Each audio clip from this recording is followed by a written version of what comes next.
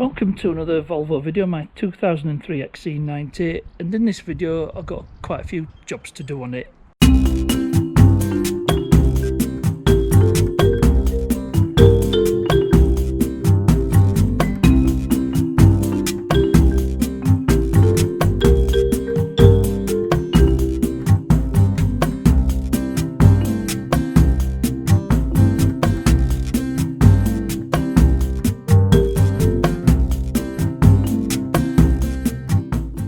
So part of this is a bit of a follow-on from the last video when I had the turbo rebuilt and the intercooler replaced. I was still getting the engine service required message with the ECM6805 error code. So I took it back to specialist and they confirmed it was the vacuum solenoid valve. It's the one I cleaned up in a previous video. And I'll just show you where it's located on the engine. You can't see it, but it's behind this intercooler pipe. So I've ordered a new one from Volvo and there's a part number. As you recognise this part, I've tried to clean it out. There we go, brand new one. It cost a fair bit, so it said fit this new one, it'll fix the problem. I've also got a service to do, and I'm going to fix the head restraint on the third row seats. And big shout out to Volvo Specialist Car Sales, the specialist I went to. I got this part for nothing, and cable alone's about 20 quid, so quite a saving there. So I'll get the service carried out, fit this part and fit this part. So I'll do the service off camera, you've seen that all before. So I'll get that done. I did actually have to change the filter when I picked up the parts. I picked up the service parts from Champion Motor Spares and they weren't sure which air filler it was, so I had to pull old one out, and since I pulled old one out I thought I'd just put new one straight in.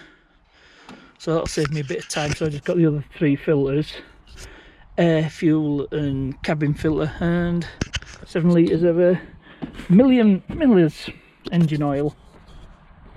So get the service done first off camera. Now the service is out of the way, I'm going to change this solenoid.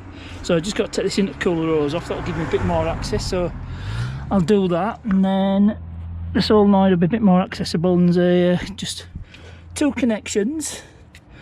There's a couple of Torx screws, bottom one don't have to come all the way out. I'll show you why on this new one. You see why it's a slot, so the bottom screw, it doesn't have to come all the way out. Take the top screw out, lifts out, simple as that. So let's get this intercooler hose off, and then we've got access to the solenoid. So I managed to liberate the solenoid. You need to disconnect the connector first before you can try and get it out. You know, it says here, if you can see there, that bottom bolts in, which makes things a bit easier. So it's just a matter of swapping lines over. So I'll do that off camera. You saw it before. Just swap lines over, then get it back in, get the connector in, screws in, and that's a job done on that. So that part is installed, and I've got everything buttoned up.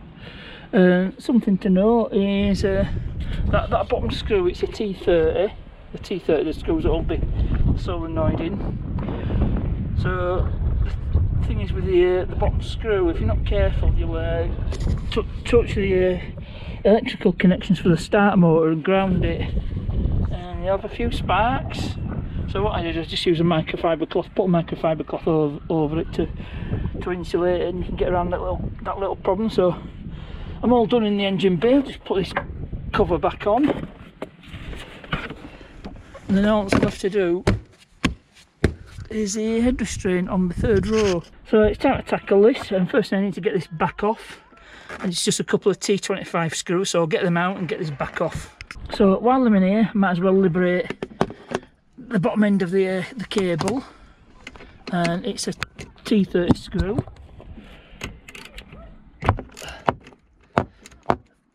So I'll just get that out, and that's the end of the cable liberated. So our next job is to get this cover out.